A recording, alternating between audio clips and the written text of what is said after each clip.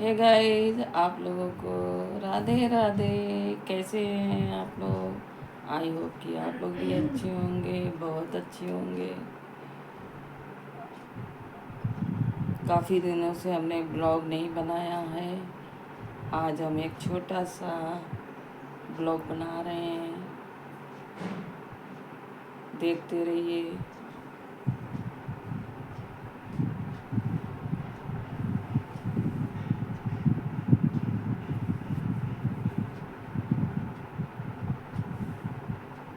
बिटिया भाई अंदर कुछ कर रही है, वो देखो बैठी है अंदर।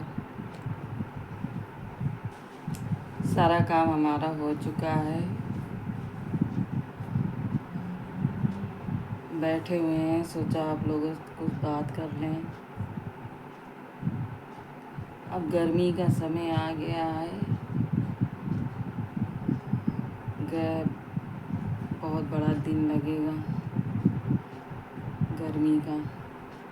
ठंडी का दिन तो बहुत जल्दी पार हो जाता है काम करते करते।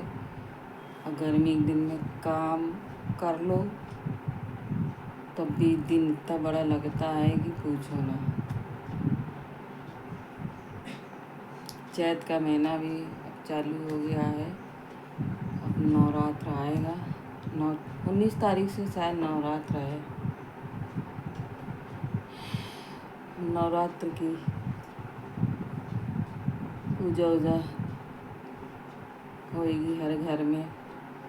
तैयारी शुरू हो जाएगी नवरात्र की। माता रानी जब घर में आती है सभी के श्रद्धा से पूजा होती है हर घर में। श्रद्धा आस्था से पूजा होती है हर घर में। तो ऐसा लगता है मानो माँ साक्षात सबको दर्शन दे रही हैं, आकाश से धरती में अवतरित होके।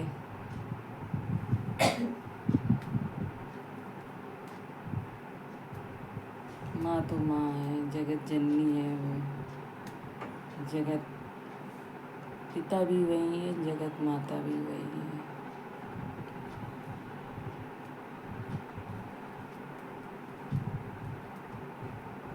जिसने संसार बनाया उस ईश्वर को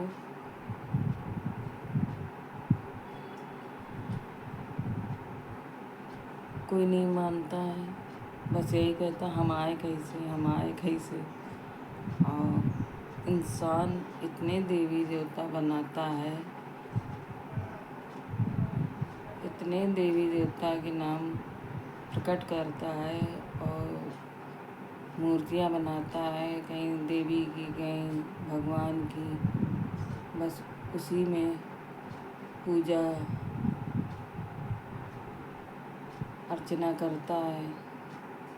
और घर में जो बच्चों को जन्म देती हैं माँ और पिता, बुढ़ापे में रोते हैं। बहुत से बच्चे करते हैं और बहुत से बच्चे वृद्ध आश्रम पहुँचा देते हैं। संपत्ति छीन छान के फुसला बना के ले लिया तो छीनना ही तो हुआ।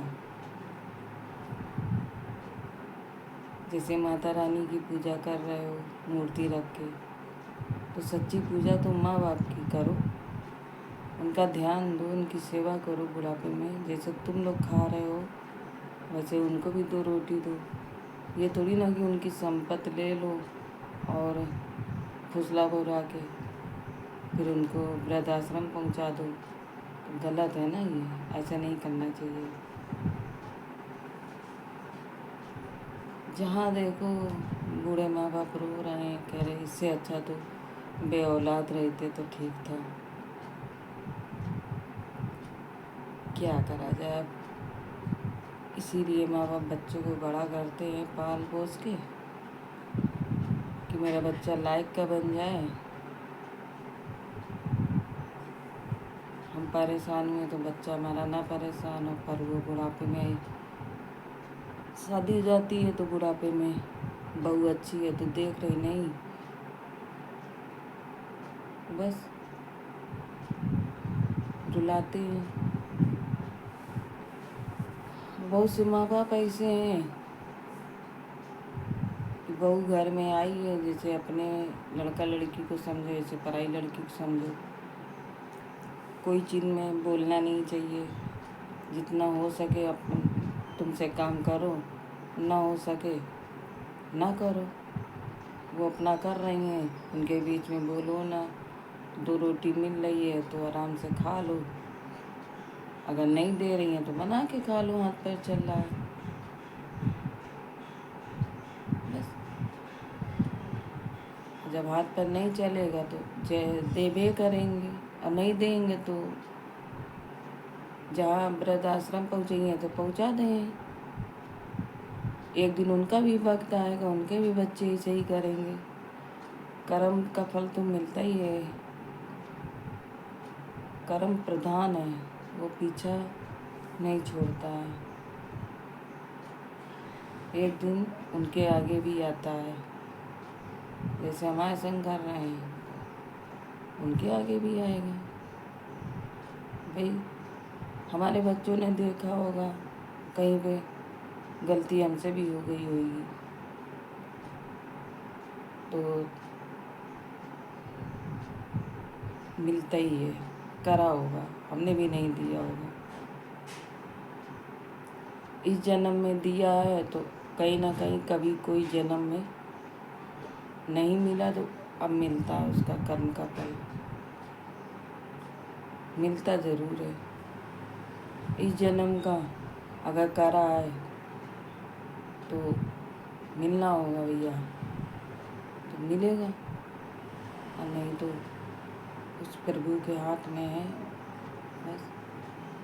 जैसा वो हिसाब करता है वैसे ही सब आगे आता है।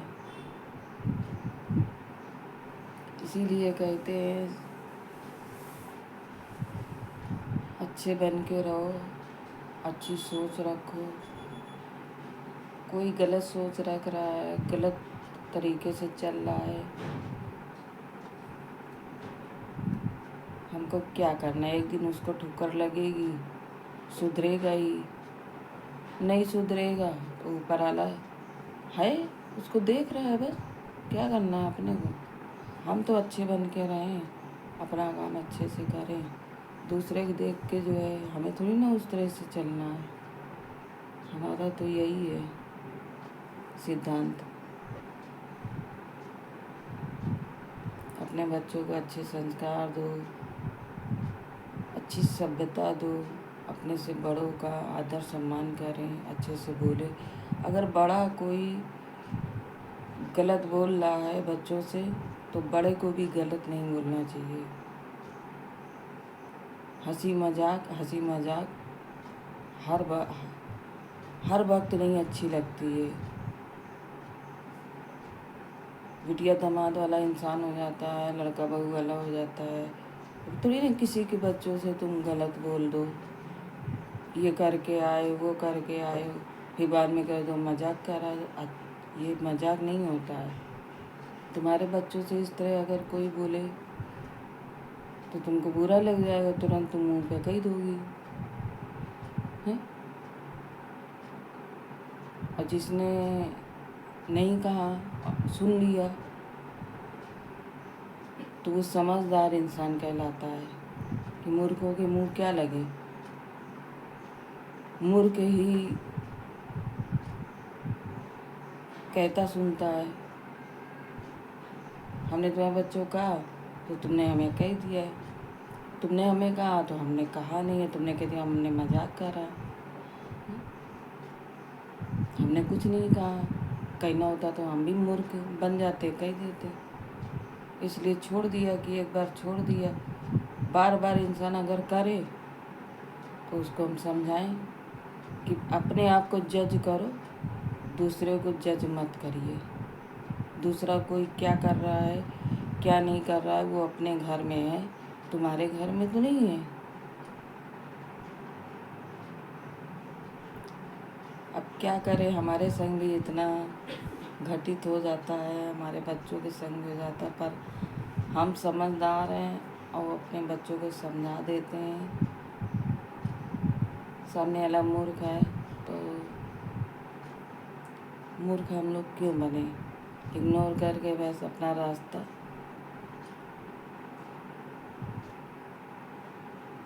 चलना है। बस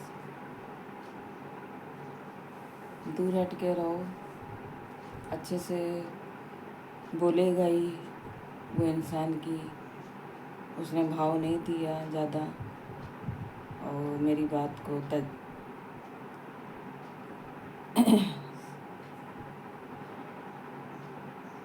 ज़्यादा वो लिया नहीं, वो खुद ही समझ जाएगा कि हमने गलती करी है।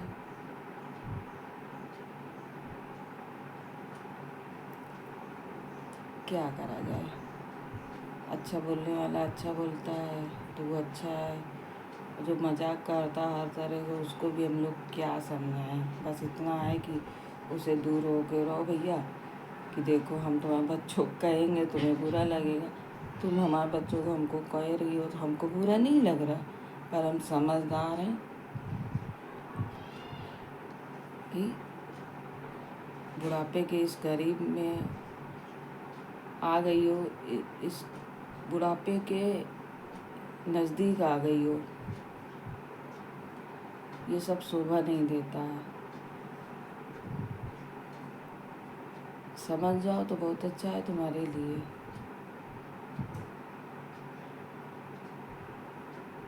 नहीं तो हम तो ऐसे लोगों से बहुत दूर रहते हैं, चाहे अपना हो चाहे पराया हो चाहे पड़ोस का हो चाहे कहीं का हो। क्या करें भैया, अच्छे बोलने वालों से हाथ मिला के चलेंगे और जो ऐसे वैसे मजाक करेंगे, मूर्खों से क्या बात करें, चाहे लेडीज़ हो चाहे जेंट्स हो। एक बार समझा सकते हैं हंस के प्रेम से, 2 बार समझा सकते, नहीं समझेगा अगर हम गलत फिर जज करने लगेंगे तो फिर तुमको बुरा लगेगा है, तुम हमें कहोगी। तो यही सिद्धांत अपने लिए भी रखो कि जब हमें बुरा लग सकता है तो सामने वाले को भी लग सकता है। सामने वाला बोल नहीं रहा है, हंस के टाल दे रहा, अपना समझ के उसका फ़ायदा मत लूटो। बस यही है गाइज कि दुनिया में हर तरह का इंसान रहता है, समझता नहीं है। बस ऐसे ऐसे लोगों से पाला पड़ता है कि समझदार हम ही को बनना पड़ता है, समझदारी से काम लेना पड़ता है। क्या करें, हमारे भी जीवन में हर एक चीज़ घटती चली आई है और घट रहा है, समझना पड़ता है।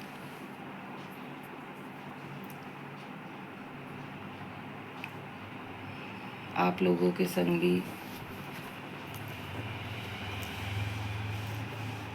होता है, अड़ोस पड़ोस में रिश्तेदारों में कहीं ना कहीं सामना हो ही जाता है ऐसे लोगों से।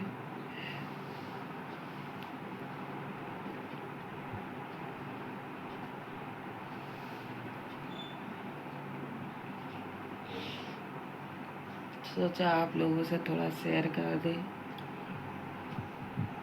तो आप लोग बताइए कमेंट करके ये बात सही है कि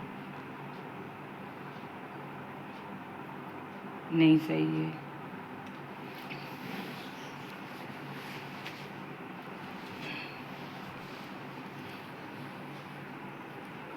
क्या करें,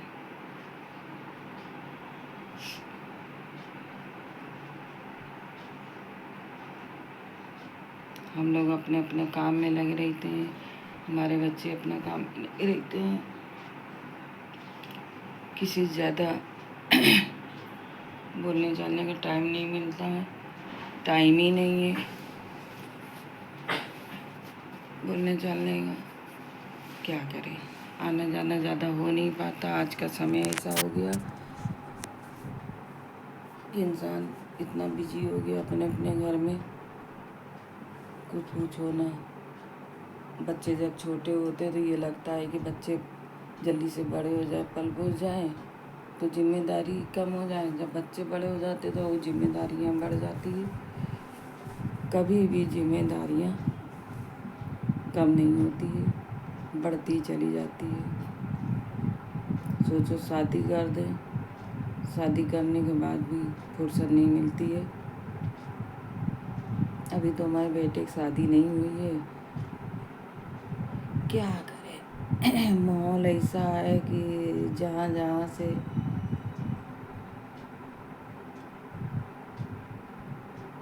कहीं वहाँ कांड हो रहा है, कहीं वहाँ हो रहा है, कहीं ऐसा हो रहा है। तो बच्चे आजकल डर रहे हैं, शादी से दूर हो रहे हैं, नहीं करेंगे। मालूम कैसी आ जाए लड़की, कैसी ना आ जाए, घर बना के चले। जो शांति अभी है, शादी के बाद अशांति हो जाए तो फायदा क्या।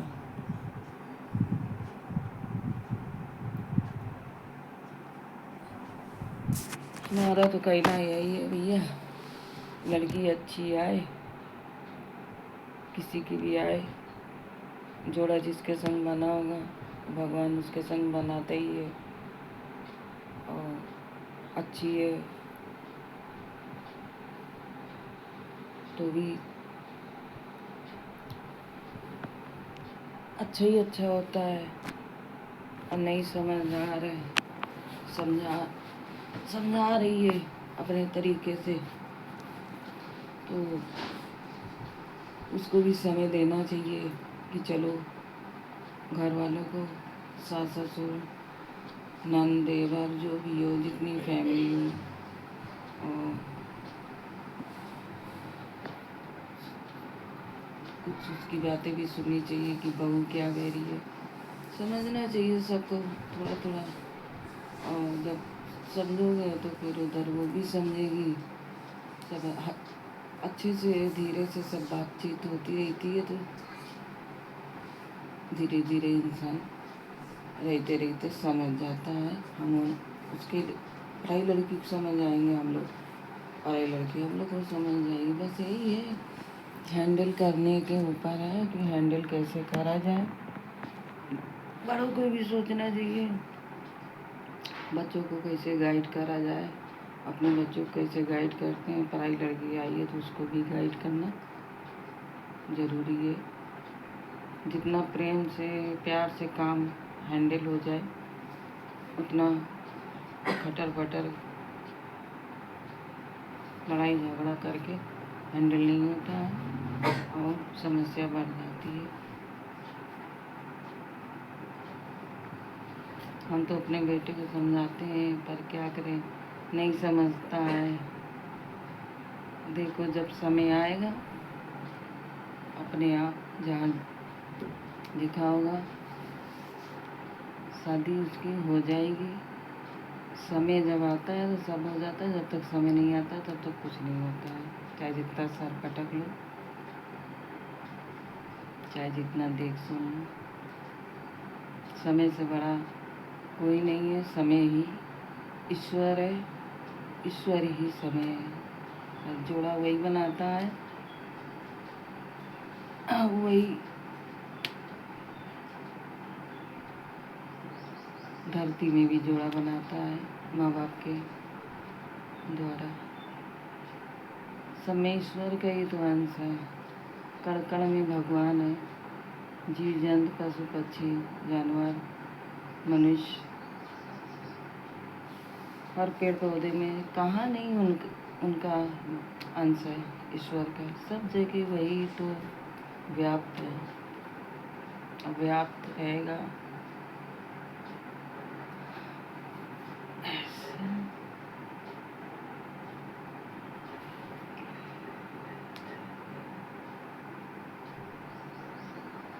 काफ़ी दिन बाद हम ये ब्लॉग बना रहे हैं। आप लोगों को हमारा ब्लॉग अच्छा लगा हो तो आप लोग कमेंट करिएगा। सारा काम करके फुर्सत में बैठ के ब्लॉग बना रहे हैं। अब गर्मी का समय आ गया है,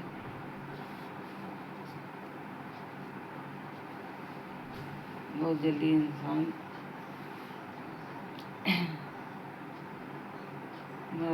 गर्मी का आनंद लेगा, सुस्ती में हो जाएगा, नींद में चला जाएगा, फिर सोकर उठेगा, फिर देखेगा अरे अभी तो बड़ा टाइम है। गर्मी का दिन बड़ा होता ही है, जैसे सर्दी में रात बड़ी होती है, दिन छोटा होता है, ऐसे ही गर्मी का दिन बड़ा होता है। चाहे जितना सोचो जल्दी कट जाए, कटता नहीं। सो भी लो, काम भी सुबह उठ के कर लो जल्दी, और खा पी लो, फिर नींद आ जाती, सो लो, फिर भी सो के उठो तो साला दिन बड़ा है। फिर कोई काम में लग जाओ, कहीं जाना है वो काम कर लो, 6-7 बज जाता है तब भी उजाला रहता है।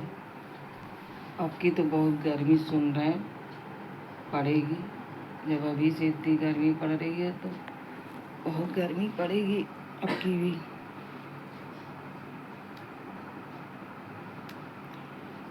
हे गाइस, अब हम वीडियो को समाप्त करते हैं, नहीं तो काफ़ी लंबी वीडियो हो जाएगी। फिर किसी वीडियो में हम फिर मिलेंगे, तब तक के लिए राधे राधे।